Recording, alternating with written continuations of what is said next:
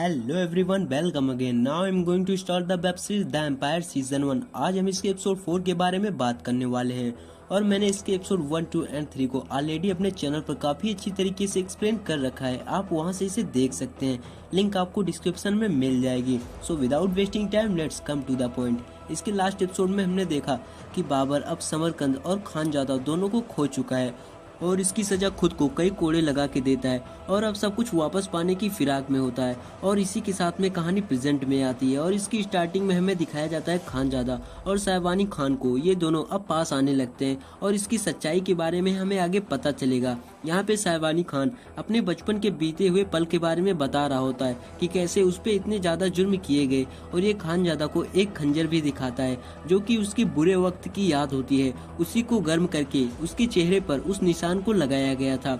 यहाँ पे हमें पता चलता है कि उसकी स्टोरी काफ़ी ज़्यादा इमोशनल है। इसके अगले सीन में हमें दिखाया जाता है साहिबानी खान और कंबर अली को, जो कि साहिबानी खान के लिए एक पैगाम लाया होता है कि फारस के राजा ने साहिबानी खान को उसके साथ में मिल जाने का हुक्म भेजा होता है, वरना वो समरकंद पे हमला बोल देगा। पर यहाँ पे साहिबानी खान कंबर अली से कहता है कि उनको जवाब भेज दो कि उनकी ये इच्छा ताउम्र कभी भी पूरी नहीं हो पाएगी।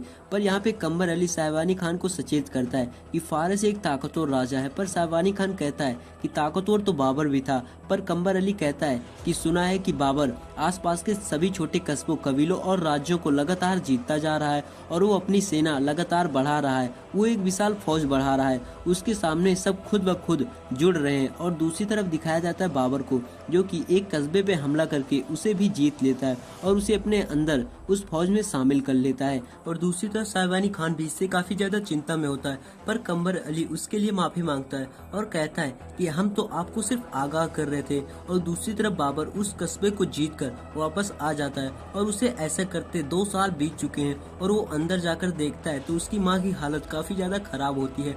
और यहाँ पे हमें पता चलता है कि बाबर पूरे 5 दिन बाद वापस लौटा है। वो बड़ी फौज बनाने के चक्कर में होता ताकि वो साहिबानी खान के खिलाफ लड़ सके और खानजादा को छुड़ा सके। और तभी बाबर को बाहर से कुछ गिरने की आवाज आती है और वो अपनी तलवार को निकाल लेता है, पर नानी उसे तलवार को म्यान में रखने को कहती है। वो बताती है कि यहाँ पे कोई खतरा नहीं है और तभी वहाँ पर एक लड़की आ जाती है जिसका नाम महम होता है। ये वैसंगर की बेटी होती है और शाह बेगम बताती है कि इन्होंने आपकी माँ का बहुत ख्याल रखा। बाबर उसका शुक्रिया अदा करता है और बाबर उसे एक तोहफा देता है, पर वो उसे लेने से मना कर देती है। वो कहती है कि इस काम के लिए हमें तोहफे देकर शर्मिंदा न करें। और फिर बाबर वहां से चला जाता है और वो अपनी तलवार पर धार लगा रहा होता है और तभी पीछे से महम आ जाती है। वो बाबर को बताती है कि आपके पीठ पर इस घाव को और भी लोग महसूस कर सकते हैं। और तभी कासिम आ जाता है। वो बाबर को बताता है कि वजीर खान और वैसंगर आपसे मिलना चाहते हैं और वो वहां से चला जाता है। और दूसरी तरफ वजीर खान साहिबानी खान और फारस के शाह की दुश्मनी की खबर लेकर आया होता है और यहाँ पे बाबर फारस के शाह की मदद लेना चाहता है, क्योंकि साहिबानी खान ने भी फारस के शाह को चुनौती दे रखी होती है। और बाबर कहता है कि जितना जल्दी हो सके फारस के शाह के पास में पैगाम भिजवाइए। वो खानजादा से जल्द मिलना चाहता है, वो उसे आजाद कराना चाहता है। और दूसरी तरफ सीन शिफ्ट हो जाता है खानजादा और उसके एक सेवक एतवार पर। यहाँ पर खानजादा एतवार से पूछती है कि साहिबानी खान ने तुम पर क्या जुर्म किए हैं, तुम उससे इतनी नफरत क्यों करते हो। मगर तभी वहाँ पर साहिबानी खान आ जाता है और वो बताता है कि आपको कुछ दिन और मिल जाएंगे खुली हवा में दिन बिताने के लिए। यहाँ पे हमें पता चलता है कि वो एक हमले पर जा रहा होता है। वो एक उत्तर की रियासत पर हमला करने वाला होता है जिसका नाम काजीगंज होता है। और साहिबानी खान बताता है कि ये भी आपकी तरह बहुत ज्यादा जिद्दी है, हर साल हम इसे जीतना चाहते हैं पर हार जाते हैं। दरअसल ये रियासत पहाड़ों के बीच में बसी होती है जहाँ पर बहुत अधिक ठंड पड़ती है। और खानजादा कहती है कि इस बार आप जीत जाएंगे जैसे आपने हमें जीत लिया। यहाँ पे साहिबानी खान अपनी 10,000 की फौज को ले जाने वाला होता है, जो कि उसकी पूरी फौज होती है। पर खानजादा बताती है कि इस बार आपको कम से कम चुनिंदा सिपाहियों को ले जाना चाहिए, वो भी खच्चरों पर। पहाड़ों पर खच्चर घोड़ों की अपेक्षा अधिक चलते हैं। और साहिबानी खान को ये मशवरा पसंद आता है और वो अपनी तैयारी में निकल जाता है। यहाँ पे खानजादा उस साहिबानी खान की मदद कर रही होती है जिसने उस पर बहुत अधिक जुर्म किए, पर ऐसा क्यों, ये आगे हमें स्टोरी में पता चलेगा। और दूसरी तरफ सीन शिफ्ट हो जाता है वजीर खान पर, जो कि साहिबानी खान के आसपास के पीड़ित सभी कस्बों की मदद लेना चाहता है और वो बताता है कि अगर ये कस्बे हमें मिल जाएं तो हमारी फौज में 2000 सैनिक और बढ़ जाएंगे और ये सब पहले बातचीत से मसले को हल करना चाहते हैं। और तभी वहाँ पर महम आ जाती है। वो बाबर के लिए एक पैगाम लाई होती है कि साहब बेगम आपसे मिलना चाहती है और बाबर बताता है कि तलवार से जमीन फतह की जाती है और अक्ल से लोगों की वफादारी। और दूसरी तरफ बाबर और कासिम को दिखाया जाता है। कासिम बाबर से कहता है कि आपने अब फौज तो जमा कर ली, पर अब हमें लगता है कि आप जंग पर जाना ही नहीं चाहते। इसकी दो वजह हो सकती हैं, एक जो मरने से डरता है और दूसरा जब जीने की किसी को वजह मिल गई हो। और वो कहता है कि हमें पता है कि आप मरने से डरने वालों में से तो नहीं है। वो कहता है कि एक मामूली सी लड़की के लिए आपने अपना मकसद तक छोड़ दिया।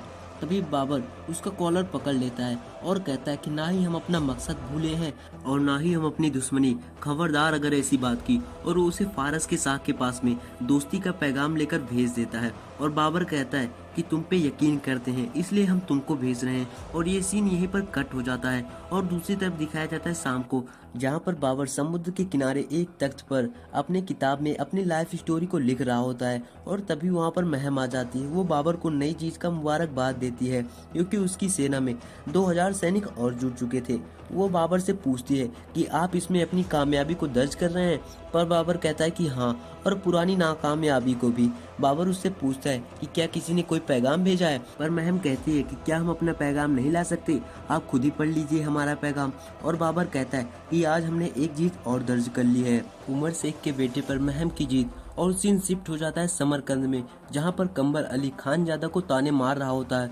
वो कहता है कि सहवानी खान ने मुस्कुरा के क्या देख लिया, आपके तो रंग ही बदल गए। और वो खानजादा को धमकी भी देता है, पर खानजादा उसे नजरअंदाज करके वहाँ से जाने लगती है।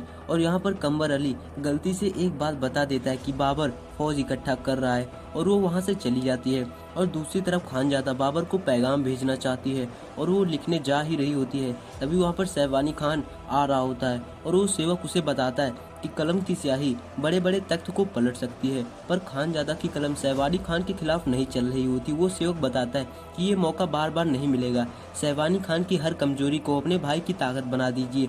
पर यहाँ पर खानजादा अपना कॉन्फिडेंस खो देती है, इसलिए वो सेवक अपनी नफरत की वजह को बताता है कि क्यों वो सहवानी खान से इतना ज्यादा नफरत करता है। वो कहता है कि उसने एक बच्चे को उसका जीवन छीन लिया, उसे एक गुलाम बना दिया, उसकी गुलामी कबूल न करने पर उसे कड़ी प्रताड़ना दी जाती थी तब तक जब तक वो बेहोश न हो जाए। वो बताता है कि उसकी प्रताड़ना तब तक नहीं रुकती थी जब तक कि वो खून से लथपथ नहीं हो जाता था, उसकी हैवानियत नहीं रुकती थी। और वो बताता है कि हम तब भी नहीं टूटे और आज भी नहीं टूटे। वो बताता है कि ये हैवान आपकी हमदर्दी और आपके मोहब्बत के लायक नहीं है। वो कहता है कि उसने ही आपके खानदान को जंगलों में भटकने से मजबूर कर दिया।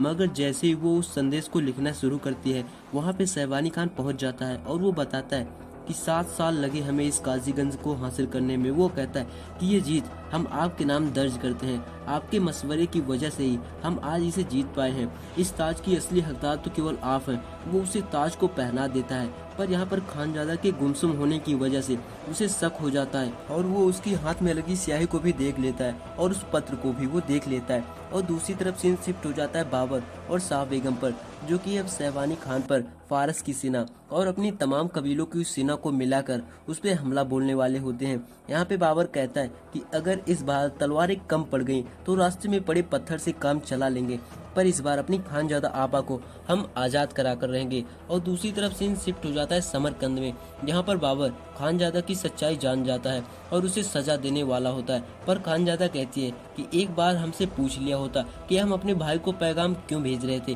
पर यहाँ पर कंबर अली सहवानी खान को और ज्यादा भड़का देता है और खानजादा बताते हैं कि हाँ, हम अपने भाई को संदेश भेज रहे थे, पर यह कोई जंग के लिए नहीं था। वो बताती है कि इतने दिन बाद समरकंद में कोई खुशी आई है, इसलिए हम अपने भाई को इस दुश्मनी को खत्म करने का संदेश भेजना चाहते थे, पर हमारे इस विश्वास को आपने तोड़ दिया और अब आपको जो ठीक लगे वो करें। दरअसल यहाँ पे हमें पता चलता है कि खानजादा अब प्रेग्नेंट होती है, उसके अंदर सहवानी खान का बच्चा पल रहा होता है। पर कंबर अली उसे बकवास और बदचलन औरत कहता है, जिससे सहवानी खान को काफी ज्यादा गुस्सा आ जाता है और वो कंबर अली को जान से मार देता है। और यही खानजादा चाहती थी और वो सहवानी खान से अपनी जाँच के लिए भी कहती है। गाइस, ये सच्चाई है कि धोखा, ये हमें इसके अगले एपिसोड में पता चलेगा। पर दूसरी तरफ दिखाया जाता है बाबर और महम को, जो कि अपने भविष्य के बारे में बात कर रहे होते हैं। महम बताती है कि वो बाबर के साथ में हर एक जंग जीत सकती है। बाबर कहता है कि अब हमें जंग में जाना ही होगा। वो दोनों एक हसीन पल बिता रहे होते हैं और दूसरी तरफ वैसंगर बाबर को बताता है कि कई और कबीले हमारी मदद करने के लिए तैयार हैं, उन्हें जीतने के लिए बस आपका नाम ही काफी था। और यहाँ पर बाबर वैसंगर से अपनी और उसकी बेटी महम से निकाह की बात करने वाला होता है। वो कहता है कि वैसंगर, आपने हमारी हर ख्वाहिश को अपना आदेश समझकर निभाया है, मगर जो आज हम आपसे मांगने वाले हैं उसे हमारा हुक्म नहीं, हमारी दरख्वास्त समझिएगा। बाबर कहता है कि अगर आपको इतराज न हो तो हम आपकी बेटी महम से निकाह करना चाहते हैं। और यहाँ पर वैसंगर काफी ज्यादा खुश हो जाता है, वो मान जाता है।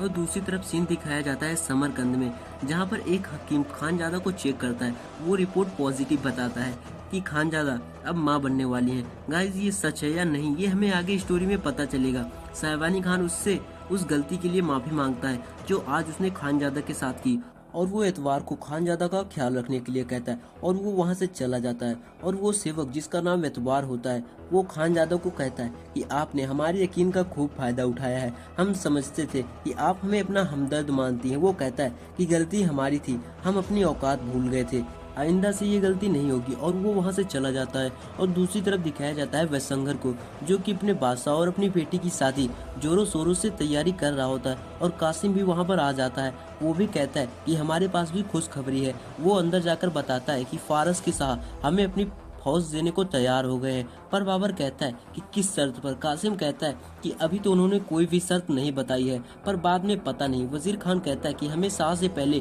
बात कर लेनी चाहिए, सारी बातें पहले ही क्लियर हो तो अच्छा रहेगा। पर कासिम कहता है कि ऐसा करने पर अगर शाह को यकीन हो गया कि हमको उन पर विश्वास नहीं, तो वो मुकर भी सकते हैं। फाइनली वो सब अपनी तैयारी में लग जाते हैं। और दूसरी तरफ आज साहिबानी खान भी खानजादा से निकाह करने वाला होता है। दोनों तरफ तैयारी जोरों शोरों से चल रही होती है। और यकीन मानिए गाइस, ये इस एपिसोड का सबसे ज़्यादा इमोशनल सीन होता है, क्योंकि यहाँ पर खानजादा की थोड़ी सी भी मर्जी नहीं होती कि वो साहिबानी खान से निकाह करे, पर उसे करना पड़ता है। और इसके बैकग्राउंड म्यूजिक के बारे में तो पूछो ही मत, वाह। फाइनली इसकी सारी रस्में पूरी हो जाती हैं और तभी बाबर के पास में कोई अपने घोड़ों के साथ में आ जाता है। ये शाह का सेनापति मीर अली होता है। वो कहता है कि हम आपके निकाह पर अपने शाह की तरफ से एक अजीम तोहफा आपके सामने पेश करना चाहते हैं, आप इसे कबूल कीजिए। वो पहाड़ियों पर 15,000 सिपाहियों को दिखाता है। वो कहता है कि हमारे 15,000 सिपाही अब आपके हुक्म पर हैं। और इसी के साथ में ये शानदार एपिसोड ये पर खत्म हो जाता है। तो गाइज, ये एपिसोड आपको कैसा लगा प्लीज मुझे लाइक और कमेंट करके जरूर बताइएगा। और अगर आपने हमारे इस चैनल को सब्सक्राइब नहीं किया तो आप अभी कर सकते हैं, और अगर नहीं किया तो कोई बात नहीं यार, कभी भी कर लेना। इसका नेक्स्ट एपिसोड हमारे चैनल पर जल्द ही अपलोड होगा। And thanks again for watching this video.